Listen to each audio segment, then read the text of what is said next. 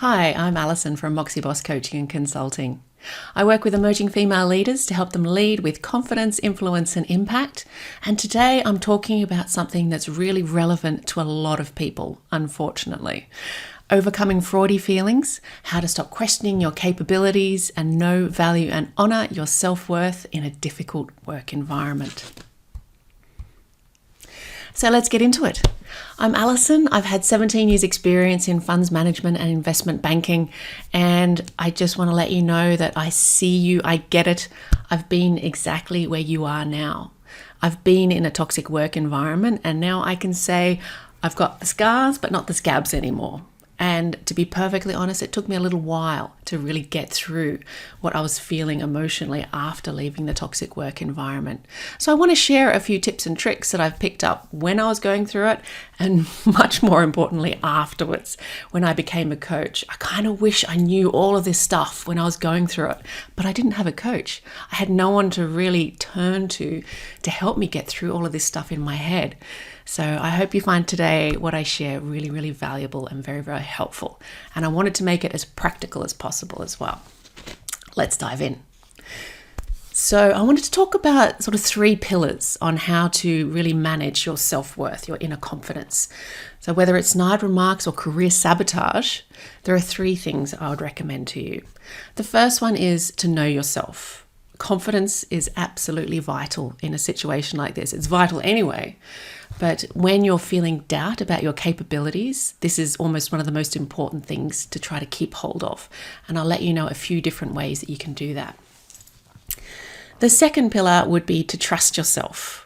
We all get that little nagging voice in our head saying, oh, you're not competent at this, you haven't done this before, this person actually doesn't like you. You know, you wake up at 3 o'clock in the morning catastrophizing about what hasn't actually happened yet, which is very destructive. So this pillar is really to know what you're actually saying to yourself, be aware of it, and then control it, change it. And I'm going to give you a few more tips here how to do that as well. And potentially the most important thing is to care for yourself, because if you can give yourself somehow grace and space to really process all of these things that are happening to you, then you can get a much clearer picture and a much clearer way forward, which is the most important thing if you're in a toxic environment. Because sometimes in a toxic work environment, it can feel like you've got no other options, you've got no choices. And that can be the most depressing thing of all. So the first pillar of know yourself. A lack of confidence can manifest in self-doubt, imposter syndrome, I'm sure you've heard of that, fear of failure, or even fear of success. Many have an if something happens, then I'll be confident attitude towards confidence. They don't realize that they can actually create it from the inside themselves, which is super interesting. When you're feeling powerful and in control, it's easy to draw on your inner pools of confidence and say, I've got this, I'm a legend, I'm fine, I'm good.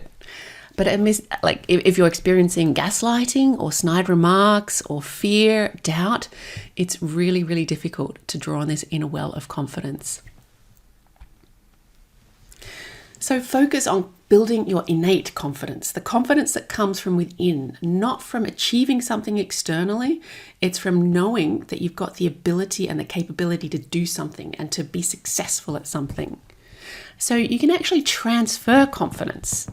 So if you recognize all the ways in which you're already highly competent and successful and able to handle whatever situation comes your way, then you can say, all right, I've done this before. How is this situation similar to what I've done in the past? What was it about me specifically when I've been successful in the past? What was it about me? What attributes? What thoughts did I have in my head at that time that made me successful? And then focus on that experience instead of that, you've done this presentation for the board previously, so you can do it again. No. Think of another time when you really spoke up in a meeting and you were really eloquent. Why were you feeling so confident and worthy at that time? Transfer some of that confidence to the board meeting as well. Use your strengths. Embrace who you are and don't try to mimic others in behaviors that are unnatural to you. Figure out who you are and how to use these strengths that you have. If you keep on focusing on your weaknesses, that's kind of a depressing attitude to have, actually. That's not going to be very helpful. So focus on the strengths that you do have and really play into those and say, right, I'm a good presenter. Of course I can present to the board. I've done it 1,000 times before, slightly differently, but I can do this again. I've got this. And most importantly, I think, is to actually take action. Don't wait until you're perfectly prepared or you have permission from somebody or you feel like an expert. This is massively important. Inaction and overthinking deplete confidence. If you just keep on thinking about it in your head, you're not actually going to get confidence. You're just thinking about it. Taking action will give you the confidence that you need to really move forward. So just take tiny steps. And the more that you succeed in these tiny steps, they'll build up over the time, and you can look back and congratulate yourself on a job really well done. So I've also included a little workbook that you can download and print out and answer all of the questions in there. So you can answer all of the questions or you can just answer the ones that resonate with you. But I would definitely recommend writing down your thoughts on some or all of the questions that I'm going to pose from these 3 pillars in my presentation today. Find a quiet spot, find 15 minutes and really get out what you think is within you. And you might be actually really, really surprised. When we have a conversation with a friend, it's nice, but the topic goes off track in the first 5 minutes or it turns to them. We're generally not very good at listening, even to our best friends. So write it down and you might be so surprised at what comes out and have a little aha moment. And then the most important thing, if you're multitasking, come back. The most important thing you can do after you write this down is to practice what you come up with. Practice it every single day. Just, if you're practicing getting confidence, say, all right, today in a meeting, I've spoken up in this meeting before, so today I'm going to ask one question in this meeting. Set yourself little challenges, but always practice things that you want to achieve, and you'll be golden. You'll be golden. So some of the questions that you could ask yourself: in which situations are you most confident or least confident? What do you believe creates confidence for you? And what do you believe prevents it?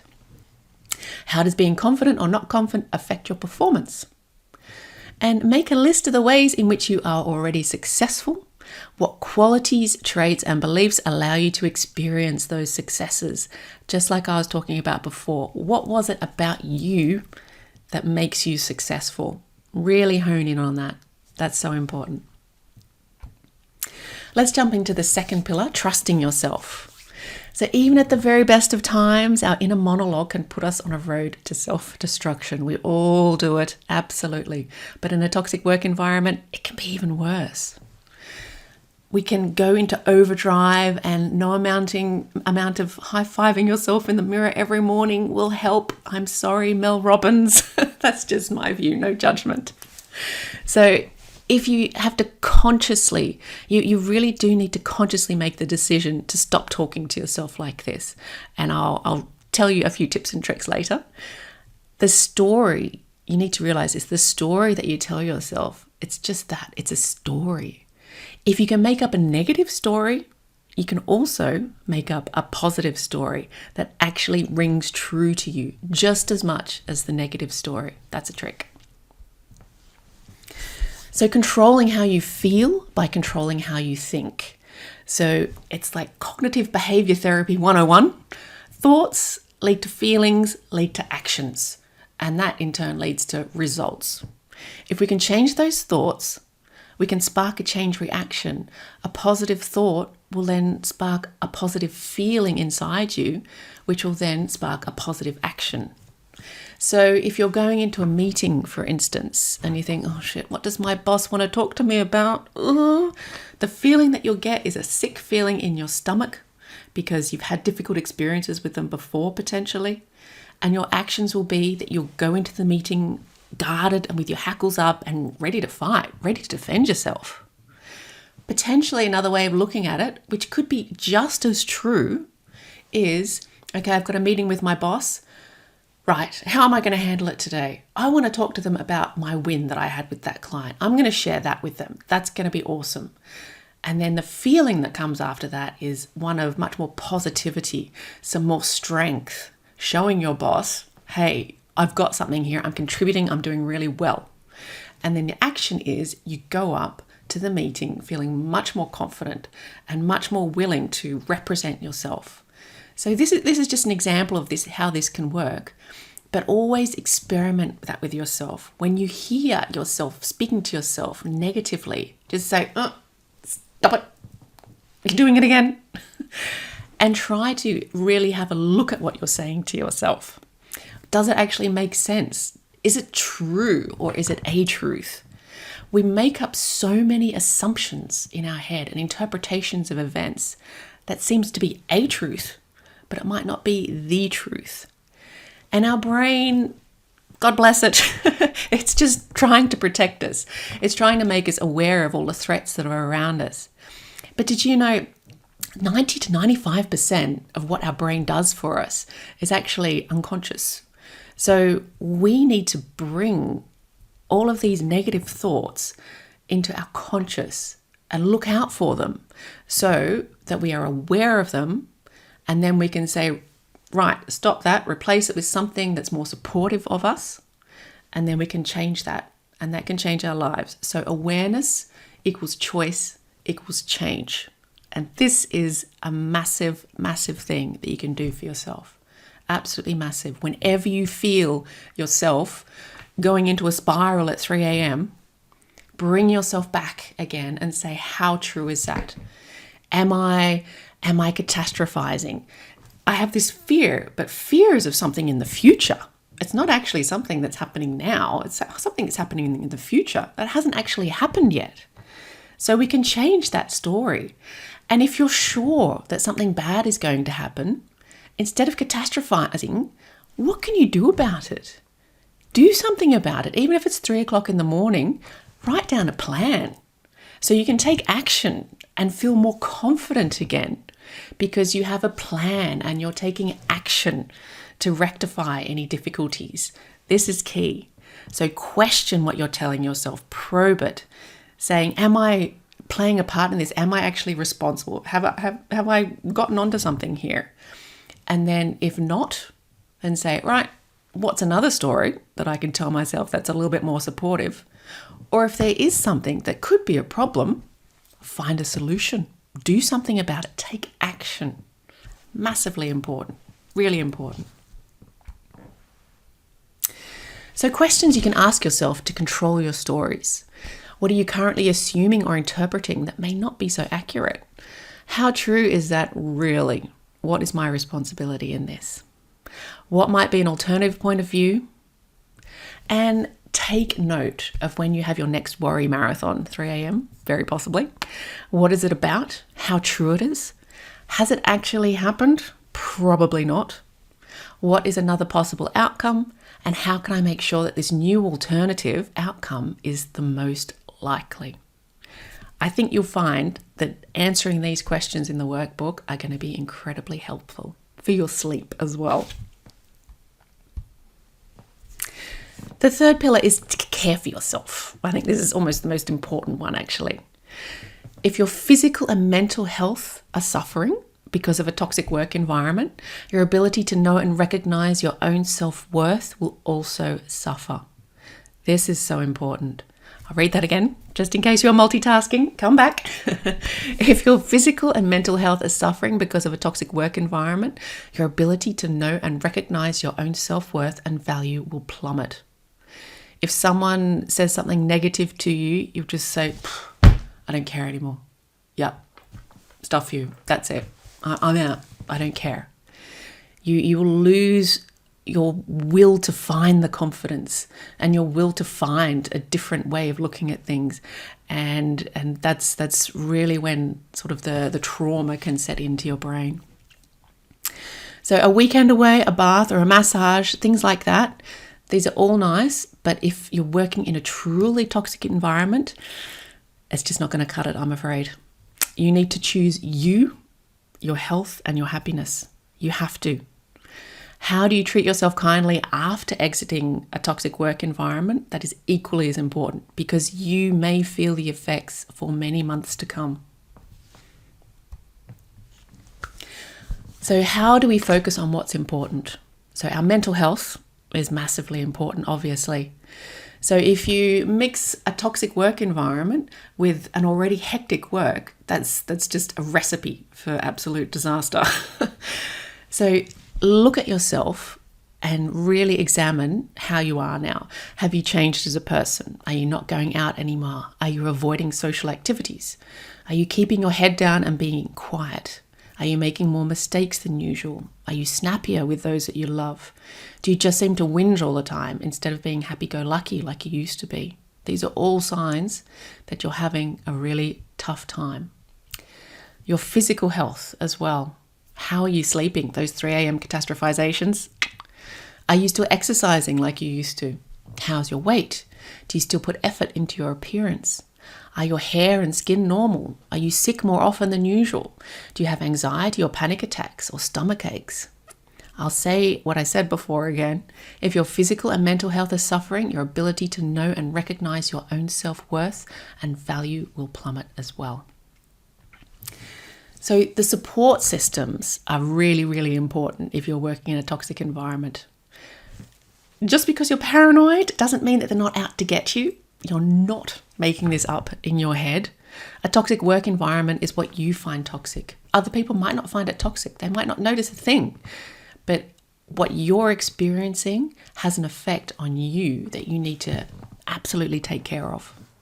You need to speak with someone, talk to a friend or an HR rep or a mentor or a therapist or a coach, somebody that can give you the time and the space and the safety to really talk about what's happening. The really kind of scary thing is that a toxic work environment can actually alter the brain chemicals, so it feels like there's no way out. So it can sort of lead to things like depression, and your brain is really experiencing a trauma in a very toxic work environment. And some have even said that there's workplace PTSD. So it can really feel like there is no way out, that you're in the bottom of a well and all you see are dark clouds. You can't see the blue sky that's on the other end. So to get these chemicals to come down in your brain to a normal level again, it's going to take more than a weekend away in the sun somewhere. You need about 4 to 6 weeks for those chemicals to come down so you can actually see what your options are and make a choice and a decision, instead of just saying, there's no way out, I have to accept this is terrible, I hate my life. You need to make a decision for your happiness and your health. So some of the questions for self-care that I would suggest: am I still the same person that I was when I began this job? What is staying here really costing me? How are my happiness and health being affected by staying here? How can I give myself the time and space I need to make a rational and informed decision about my future instead of operating in survival mode? Super important.